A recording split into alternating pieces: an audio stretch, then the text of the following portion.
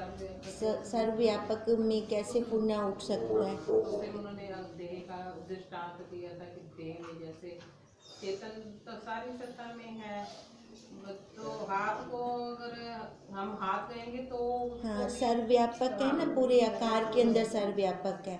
मिठास का अनुभूति खाली एक जगह पे जीभ पर होती है ना, है तो वो कण कण में। वृक्ष का भी उदाहरण दिया था, है ना, अलग कार्य करता है, पैर अलग कार्य करते हैं, जीभ अलग कार्य करती है वो सत्ता की सत्ता से ही एक ही चेतन सत्ता है। ऐसे ही वृक्ष का भी उदाहरण दिया था, है ना, पेड़ अलग, पत्ते अलग, टहनियाँ अलग, इन सबको मिलाकर बोलते हैं एक वृक्ष। हाँ, तो भी उसका ही ज्ञान होता है ना, उसी का ही ज्ञान होता है। ऐसे कल हमारा ये चल रहा था, जैसे आकाश में घन शून्यता के कारण नीलता दिखती है, सो वह अविचार सिद्ध है। अब नीलता, अब आकाश को देखते जाए हम तो नीला ही दिखेगा, पर नीला वो पकड़ में आएगा नीलापन, जितनी मर्जी ऊपर जाए दिखेगा वैसे का वैसे ही। नीलता कुछ बनी नहीं है, वैसे ही आत्मा में घन चेतनता से जगत बना नहीं है, खाली दिख रहा है। जैसे वो नीलता दिख रही है, हाथ में नहीं आती, ऐसे ये जगत हाथ में नहीं आता, परंतु जगत का आकार कुछ बना नहीं, सर्वदा आत्मा अद्वैत व निराकार है। अब नीलता दिखती तो है, जगत कहाँ दिखता है? कहीं दिख रहा है जगत? कहते हैं पर ये जो नीलता है वो दिख रही है, पर जो ये जगत का आकार है वो बना ही नहीं, दिखता ही नहीं है। ये कहाँ है? सर्वदा आत्मा के अंदर है।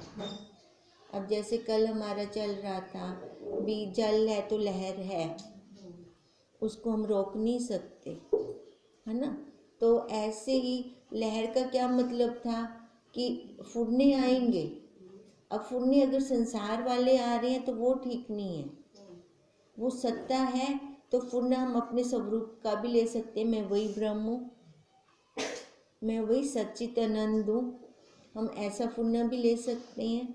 तभी वो कह रहे हैं सर्वदा आत्मा तो अद्वैत है, निराकार है, बना उसमें कुछ नहीं है, बनाया गया है, और बनाया इस जीव ने है। अब ये जीव कैसे बनाता है? परपंच में फंसकर बनाता है। 5 का पंजा लग गया ना, पर का पंजा लग गया, अब पर निकल आए हैं तो उड़ता है, पंछी उड़ रही हैं, ऐसे इसको पर निकल आते हैं, पर ये परपंच। अब इन परपंचों के साथ ये उड़ता रहता है, कहीं टिकता नहीं है। तभी तो इसका ये आवागमन का चक्कर खत्म नहीं हो रहा। इसका भी क्यों बोले, अपना ही बोले, है ना। तभी तो ये चक्कर खत्म नहीं हो रहा। अब ये खत्म तब होगा जब ये समझ जाए ये पर है, ये पर है, ये पर है, सारा ही पर है। बताओ अपना क्या है कुछ भी नहीं है, पर हम मानते नहीं है ना इस चीज को। जब ये बुद्धि में दृढ़ हो जाएगा, ये यहाँ कुछ है ही नहीं, जैसे बार बार कह रहे हैं जगत कुछ बनना ही नहीं, ये खाली अपनी आत्मा है, तभी हमें ये भास हो रहा है सारा कुछ।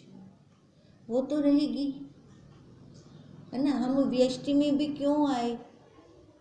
खाली अपने आप को जानने के लिए आए हैं ना, नहीं तो वो कण कण में व्यापक है। व्यष्टि के अंदर आत्मा नाम कह रहे हैं ना उसको, समष्टि में तो आत्मा नहीं कह रहे। समष्टि में हम क्या कह रहे हैं? उसको परमात्मा कह रहे हैं समष्टि के अंदर, है ना। ये आत्मा इसलिए है कि मैं इसको जानकर उस परमात्मा के साथ एक में हो जाऊं। अब यही बार बार वशिष्ठ जी राम जी को कह रहे हैं, जितना कुछ है ये खाली अपनी आत्मा के कारण है।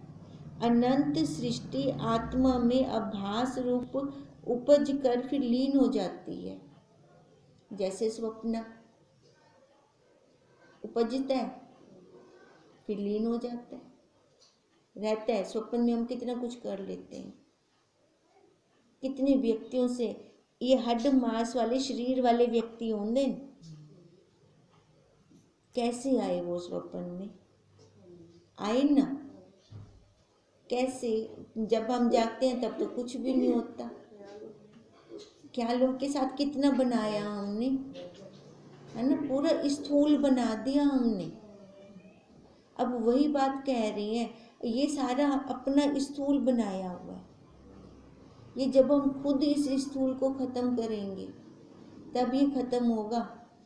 तभी कहा अनंत सृष्टि आत्मा में आभास रूप उपज रही है। उपज कर जब हम अपने ध्यान समाधि में आते हैं, अपने स्वरूप में आते हैं, लय कर देते हैं, उसको वहीं लीन कर देते हैं, और आत्मा ज्यों की त्यों रहती है। उसमें कोई फर्क आता है? उसमें कोई फर्क नहीं आता। जैसे समुद्र में तरंग उपज कर लीन हो जाते हैं, परंतु वो क्या है? जल रूप। इन फूलों को भी देखने वाले बन जाए तो आ रही हैं, मैं देख रहा हूँ। अब जो चीज देखते हैं अपने से अलग होकर देखते हैं, है ना, मिलके तो देखी नहीं जाती। मिल जाते हैं तो वो माँ बन जाती हैं, पत्नी बन जाती हैं, बहन बन जाती हैं। पर जब अलग होते हैं ना, अच्छा बोला माँ बन दी थी, अच्छा बोला फिर बहन बन रही है ना। अलग होकर देखते हैं ना इसको, फिर जब अलग होकर देखते हैं तो लय कर देते हैं सारा कुछ। जितना भी निकाला था, निकला कहाँ से था? अपने अंदर से। लय कहाँ किया? अपने अंदर ही किया। फिर उस काल का दुख कहाँ गया? जहाँ से आया था वहीं गया, रफ चक्कर हो गया। ये दुख को लय करने की कला आनी चाहिए। नहीं, ये लय फिर निषेध है या विधि है? बस ये बता दो। लय जब हमने कर दिया तो विधि में एक हो गए ना। हाँ, उस समय हुए ना। हाँ, उस समय हुए ना। उसी समय हुए, उससे पहले तो निषेध पहले है ना। ये अभ्यास करते रहेंगे तो बार बार थोड़ी हम लय करते रहेंगे, है ना। अभ्यास की बलिहारी है ना, निषेध है ना सारा पहले। तभी हम कहते हैं ना, पहले पक्की दृढ़ता कर लें हम। अगर पक्की दृढ़ता हो जाती है ना। देखो सुख में तो लय हो जाते हैं, पता नहीं चलता। सुख में भी हम अलग देखें और दुख को काटने में लग जाते हैं। ये कब तक काटते रहेंगे हम? ये जब तक अलग करने की विधि नहीं आती है हमें, क्योंकि ये सारा नकली हमने मिला रखा है, मिलावट कर रखी है। अब नकली को नकली रहने दो, असली को असली रहने दो, बात ही खत्म। फिर तो हम वही रूप हैं जो हमें गुरुदेव कह रहे हैं, तू ब्रह्मई, तू ब्रह्मई।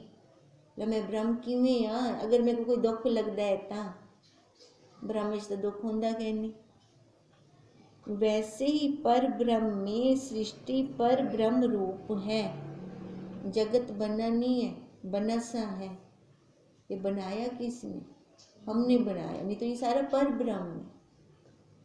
वही इस व्यष्टि के अंदर वही हम आत्मा, वही बाहर परमात्मा, वही एक रूप है।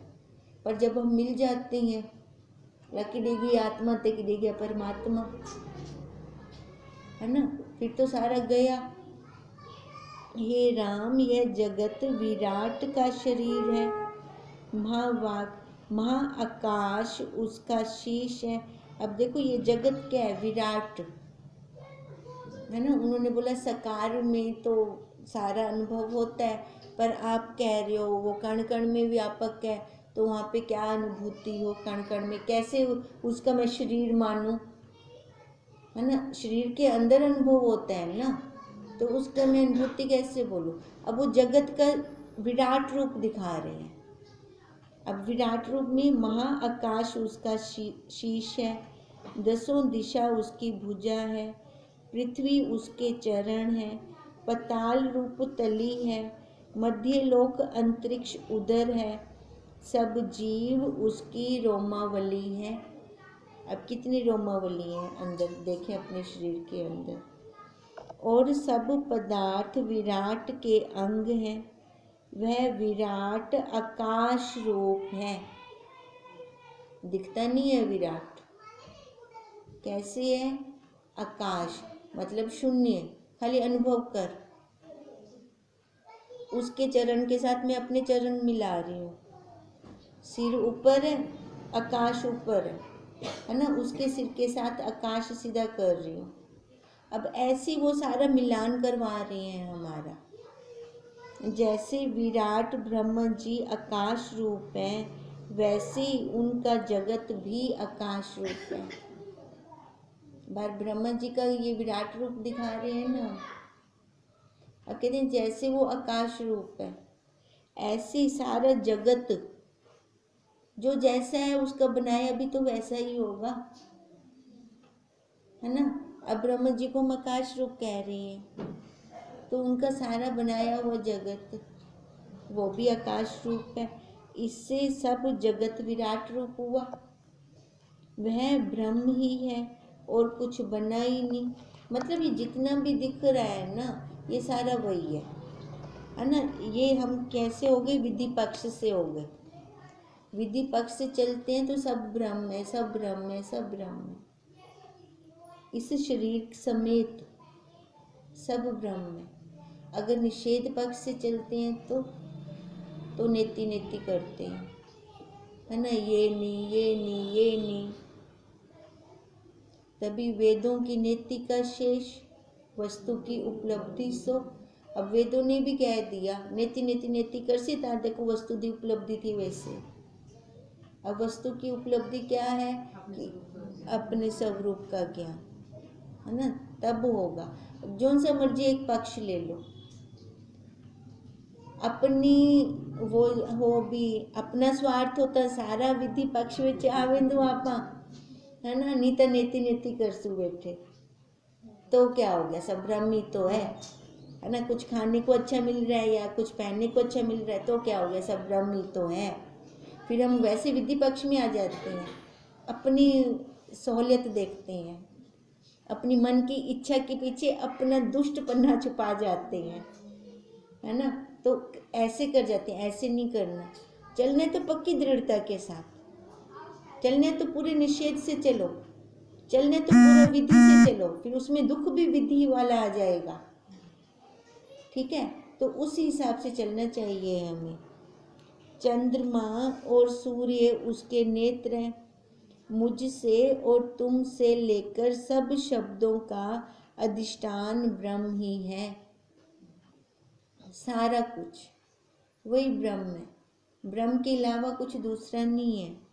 वह ब्रह्म कौन हुआ? वो मैं हूँ। वो ब्रह्म मैं हूँ, जिसमें दूसरा बना नहीं। सदा मैं अपने ही आप में स्थित हूँ। देखो मैं हूँ तो ये जगत है, ये समझ में आनी चाहिए। अच्छा जगत भी है, अच्छा दुख भी है ना। अगर हम दूसरी साइड से जाते हैं तो मैं हूँ तभी ये दुख लग रहा है, कला क्लेश लग रहा है। अगर मैं ही ना हूँ तो ये कला क्लेश भी नहीं होगा, है ना, ये जगत भी नहीं होगा। तो हम उल्टा क्यों चले? हम सीधा पकड़े। मैं हूँ तो मैं इस आकार में आकर ही तो छूट सकती हूँ, नहीं तो छूटने के लिए मेरे पास कोई दूसरा आकार विशेष नहीं है। अब जिसके लिए छूटना है तो मैं ब्रह्म को लूँगी। संसार तो जन्मों जन्मों से ले रही हूँ, पर वहाँ से क्या हो रहा है? कल्याण तो हो नहीं रहा। अब कल्याण लेने के लिए इस आकार का भी धन्यवाद, ठीक है, उस परमात्मा का भी धन्यवाद कि उसने इस आकार में रखा। आकार में रखकर अब मैं जान रही हूँ कि मैं वो परमात्मा हूँ। ये जितना भी विश्व रूप के दर्शन हो रहे हैं, ये सब उस परमात्मा के दर्शन हो रहे हैं। अगर हम सूक्ष्म से लेते हैं, अगर स्थूल से लेते हैं तो आकारों के साथ चलेंगे, उनकी भी मूर्तियाँ लेंगे। फिर हम ए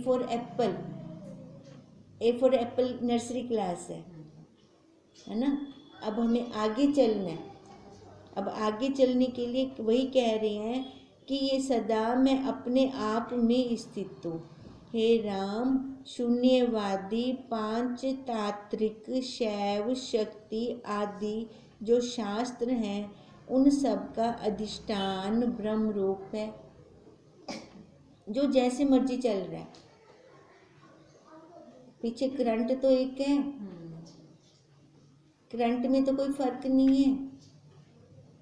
अब उपकरण अलग अलग हो गए ना, फ्रिज ठंडा कर रहा है, हीटर गर्म कर रहा है, पंखा हवा दे रहा है ना। अब देखो सबके पीछे जितने उपकरण हैं उन सब के पीछे सत्ता उस करंट की है, वो अलग अलग नहीं है, वो एक है। अब कहती है जितने भी मत बन गए जैसे मर्जी लो, पर सत्ता वही एक का एक ही है, उनका अधिष्ठान वही ब्रह्म रूप ही है, और सबका सार वही सर्व आत्मा है। तभी ये सबसे ऊंची क्लास कही जाती है, क्योंकि हम सार की बात करते हैं। जैसे एक उदाहरण हम उसका भी लेते हैं, वो चीनी का खिलौना है ना, अलग अलग हाथी बन जाए, सेना तैयार कर दें पूरी हम, पर सबको खाएंगे तो सबके अंदर से मिठास ही निकलेगी। मिठास एक है, आकार अलग अलग है, ऐसे वो सत्ता एक है, वो अधिष्ठान एक है, वो ब्रह्म एक है। ये ब्रह्म के अनेक रूप हैं और सबका सार वही सर्व आत्मा रूप है। जैसा किसी को निश्चय होता है वैसा ही उसको वह सर्व रूप होकर फल देता है, बना कुछ नहीं है। अब देखो एक ही संसार के अंदर हम कितने निश्चय वाले, अलग अलग निश्चय वाले हैं। अच्छा संसार को भी छोड़ो, यहाँ देखें इस सभा के अंदर, इस सभा के अंदर भी हम जितनी बहनें बैठी हैं सबका निश्चय अलग अलग है, और वो अपने निश्चय के अनुसार फल पा रहे हैं, क्योंकि वो देखो वो परमात्मा तो एक है, और वो परमात्मा सबके निश्चयों को जान रहा है। कैसे जान रहा है? सबके अंतःकरणों को मिलाकर उसका अकेले का अंतःकरण बनना है, इसलिए वो सबके निश्चयों को जान रहा है। और सबकी भाषाएं अलग अलग है ना, और मान भी अलग अलग रही हैं। कोई शिव को मान रहा है, कोई कृष्ण जी को, कोई लड्डू गोपाल जी को, कोई महावीर जी का उपासक है, कोई विष्णु भगवान जी का है, और उनको अंत में वही दिखते हैं, बाबा जी लेने आ गए, है ना। अब सत्ता तो पीछे वही काम कर रही है, पर उनकी उपासना का वो जो अध्याय थे, वो जिनके अध्याय थे वो वही उनको वही रूप में दिखते हैं, वही हमें लेने आ रहे हैं, हम उस लोक में जा रहे हैं। पर हमें क्या कह रहे हैं गुरुदेव? हमें यहाँ से ऊपर उठना है, निराकार है ना, जिसका कोई आकार ही नहीं है, कहीं आकार में नहीं रुकना, हमें निराकार पर रुकना है। वहाँ रुकने के शब्द कहने की भी जरूरत नहीं है,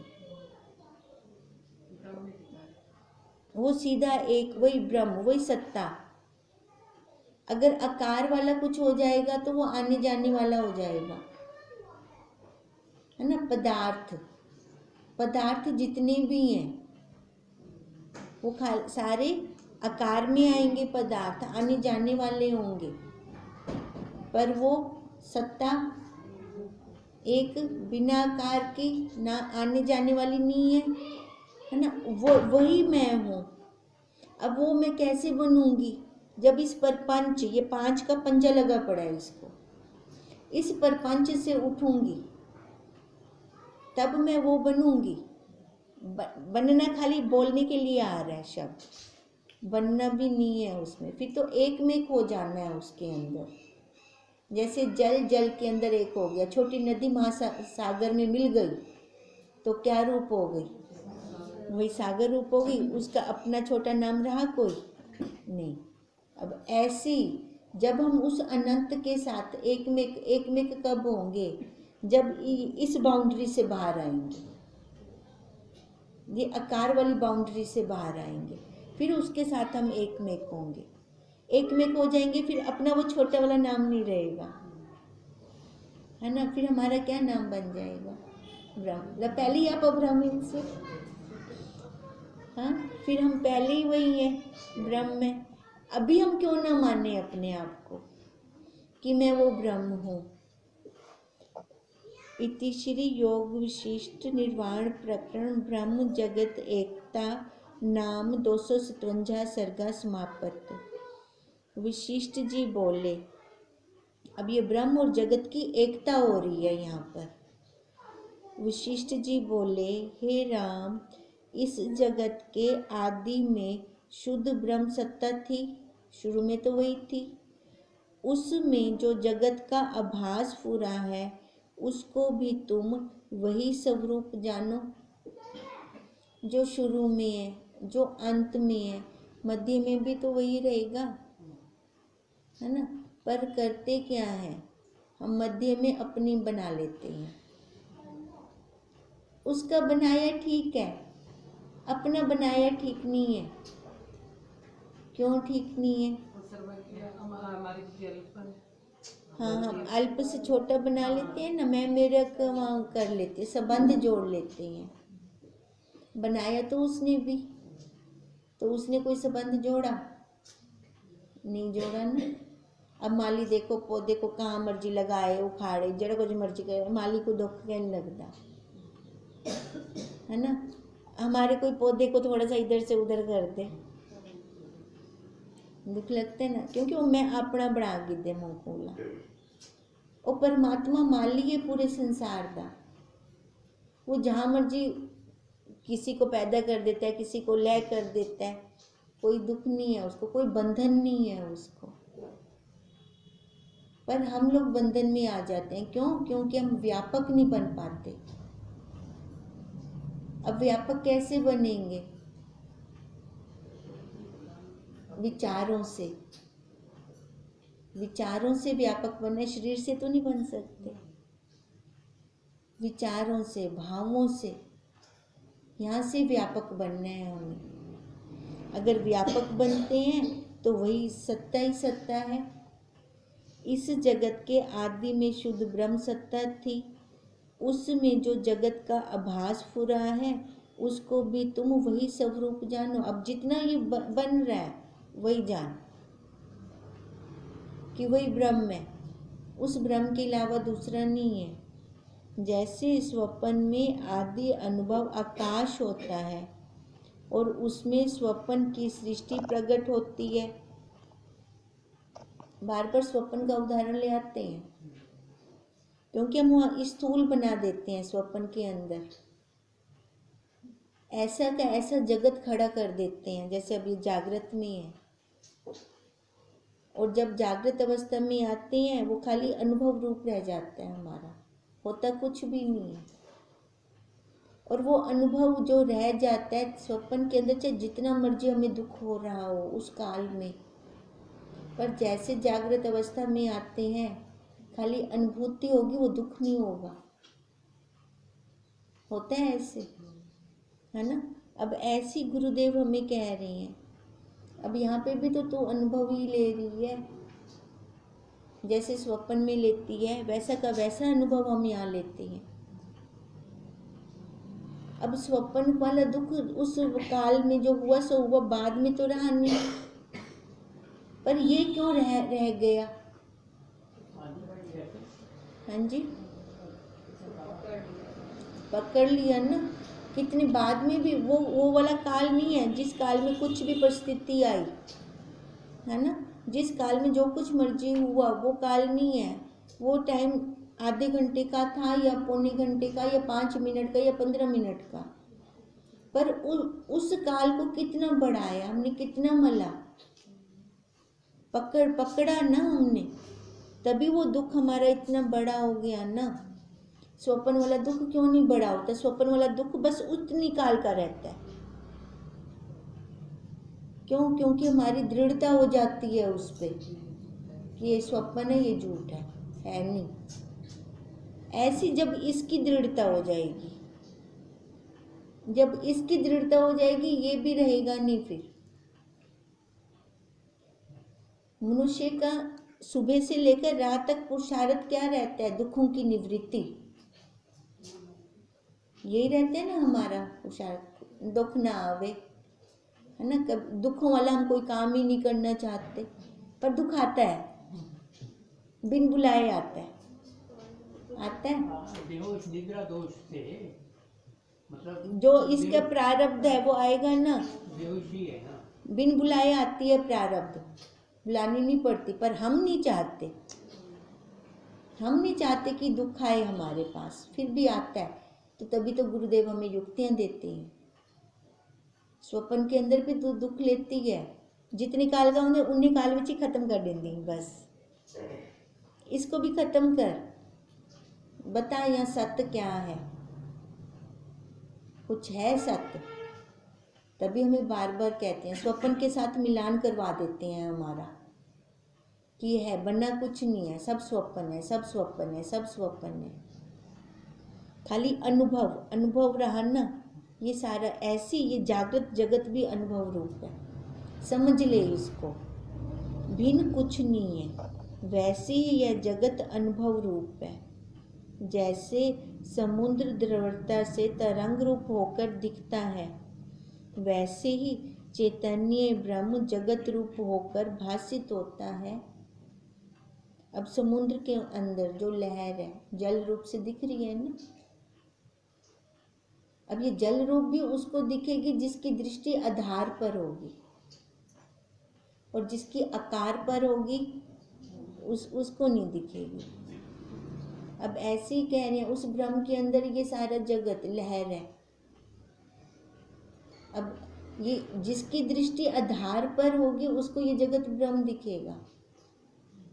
अब जिसकी दृष्टि नहीं है आधार पर, वो तो मैं मेरा करता है, पूरा हो जाता है। और तब भगवान को भी उलाहना डेवण तो नहीं छुटता, हे भगवान सारा दुख तू मेरे को डेवना हुई। भगवान आखदे मैं तेको दुख दिता कि दे, दुख तो अपने आप बनेंदा पी, तो दुखां दी फैक्ट्री है। ये तो जो कर्म किए हुए थे अपने आप आ रहे हैं ना हमारे सामने। अनिच्छित पेज खुलता है रोज हमारा। तभी हम कहते हैं कि परमात्मा से हम सुबह ये मांग लें, ये मतलब दुआ हमारी कबूल हो, जो आज पेज खुल रहा है हमारा, सहने की शक्ति आ जाए, बस देखने की शक्ति आ जाए, देख अपने से अलग देखूं मैं उसको। अगर ये प्रार्थना हमारी सुबह सुबह रोज चले तो हमें लगेगा ही नहीं। पर सुबह हम उठते कैसे, उठने का ढंग भी नहीं आता, कैसे उठते हैं हम, हाय देर थी गई है, ये बनाने वो करने लेट थी गया है ना, कितने फुरने लेकर उठ रही हैं, उस परमात्मा से मिलकर उठते हैं। ये होमवर्क है हमारा। जब भी उठना है ना, जल्दी जल्दी में नहीं उठना, उस परमात्मा से एक बार मिलकर फिर नीचे पैर रखने हैं। और रात को सोना भी उस परमात्मा से मिलकर सोना है। जैसे हम रात को लेकर जाप करते सोते हैं ना, सवेरे भी वो चलते हुए उठसूं बोला, ये अनुभूति होती है अपनी, है ना। रात को जो हम चलाकर सोए ना, वही सुबह जब उठेंगे वही अपना आप चल रहा होगा, हमें चलाना नहीं पड़ता। तो हम रात को उससे मिलकर क्यों ना सोएं। अगर उससे मिलकर सोते हैं तो सुबह अपने आप ही वो अपने दर्शन खुद करवाता है। पहली मुलाकात उसी से होती है। तभी ये होमवर्क है, ध्यान में रखना है ये कैसे सोना है और कैसे उठना है हमें। अगर वैसे देखकर उठते हैं तो वही कह रही हैं, समुद्र द्रवता से तरंग रूप होकर दिखता है, वैसे ही चैतन्य ब्रह्म जगत रूप होकर भासित हो रहा है। तरंग भी तो वही जल है ना। अब वही कह रहे हैं, ये जगत है ना, ये वही है। अगर हमारी दृष्टि आधार पर होगी तो दिखेगा। अब कहने से आधार पर दृष्टि नहीं जाएगी, पुरुषार्थ करना पड़ेगा। पुरुषार्थ क्या करना है इसमें हमें? हाँ जी, विचार करना है ना। बार बार यही देखना, कुछ बनती पी क्या, तू तो ब्रह्म ही। अगर कहीं से भी दुख की कुछ भी थोड़ी सी भी अनुभूति होने लगे, सीधा इसको विचारों का मारो झटका। विचार चलते रहे हमारे। अब विचार अगर ये चलते रहते हैं तो दुख पास ही में नहीं भटक सकता, आ ही नहीं सकता हमारे पास, उसकी हिम्मत ही नहीं है हमारे पास आ सके। अगर विचार नहीं चलते तभी तो हम लय हो जाते हैं। और प्रारब्ध में लिखा पड़ा है वो आना ही आना है, दुख सुख दोनों आने हैं। तो क्या हम दोनों को देखने वाले बनते हैं? यही हमारा पुरुषार्थ है। और कुछ फिजिकली नहीं करना हमें, खाली यही बार बार देखना है, बन रही है, बन रही है, बन रही है। बंसी वाला मरसी ही को ताड़ना देवनी है बार बार। हम क्या करते हैं? दूसरों को ताड़ना देने में लगे रहते हैं। अब दूसरों को ताड़ना देते हैं, क्या बनता है हमारा? बने आज तक? बन ही नहीं सकता। ऐसी जन्म ये वेस्ट हो जाएगा हमारा। इस जन्म में हम अपना काम पूरा कर लें। ये जन्म में मैं अपना सूट सीखी ना पूरा, अगले जन्म कितना छोड़ा, क्या पता कोई ना सारी सुविधाएं मिले कि ना मिले, है ना, कोई पता थोड़ी है हमें। तभी वो कह रहे हैं ये चैतन्य ब्रह्म जगत रूप होकर भाषित होता है, सो यह जगत फिर वही रूप हुआ, वहाँ से निकला ना। तो जैसे सूरज की किरण सूर्य रूप है। हे राम, वास्तव में कोई दुख नहीं है। दुख और सुख अज्ञान से प्रतीत होते हैं। ये समझ आ जाए, ये बुद्धि में बैठ जाए, ये मनुष्य शरीर द मटीरियल ही है, दुख ते सुख। ये हमारी दृढ़ता पक्की हो जाए, ये हमारी बुद्धि में फीड हो जाए। रोज कभी दुख आएगा, कभी सुख आएगा। तो अगर दोनों से अलग होकर, न्यारी होकर इन दोनों को देख रही है, फिर तो ठीक है। अगर दोनों में मिल जाएगी तो मनुष्य जन्म भी पशुओं की तरह तो व्यतीत करेगी। जो इसकी विशेष उपलब्धि है तो उसको ना पाप सकेगी। जैसे एक निद्रा में दो वृत्तियां दिखती हैं, एक स्वप्न वृत्ति और दूसरी सुषुप्ति वृत्ति, वैसे ही अज्ञानी की ये दो वृत्तियां होती हैं, सुख की और दुख की। देखो ये वृत्ति है, सुख और दुख की। अब वृत्ति तो अपने से अलग हुई है ना। तो इसको वृत्ति को अलग अगर मैं देखती हूँ फिर तो ठीक है। अगर मैं अलग नहीं देखती फिर आज तक तो वही अज्ञानी बंद रहे ना, अज्ञान के अंदर ही बंद थे ना हम, तो खुले कब? तो इस क्लास में बैठ के भी अगर मैं वही बंद ज्ञानी ही रही, फायदा नहीं है ना उसका। अब आए हैं इस क्लास में, थोड़ा हमारा उधार हो, है ना, आने का फायदा हो हमें इस क्लास में आने का। इस क्लास में आने का फायदा ये हो, दुख को भी देखो, सुख को भी देखो। कहते हैं जो नहीं देखते वो अज्ञानी है। आज तक तो हम अज्ञानी ही थे, अब गुरुदेव ने कला दे दी हमें देखने की। अब वही कहते हैं ना, जो बच्चे अपने माँ बाप का कहना मानते हैं, माँ बाप को उन बच्चों पे गर्व होता है ना। तो हम भी अपने माँ बाप का कहना मान लें, हमारे माँ बाप हमारे गुरुदेव हैं, उनका कहना मान लें कि वो भी हमारे ऊपर गर्व कर सके। गुरुदेव को तो सारे याद करते हैं, गुरुदेव किनको याद करते हैं? मजा तो उस बात में है कि हमें गुरुदेव याद करें। ओम तम नमामि हरि परम, ओम तम नमामि हरि परम, ओम तम नमामि हरि परम। क्या निकला आज?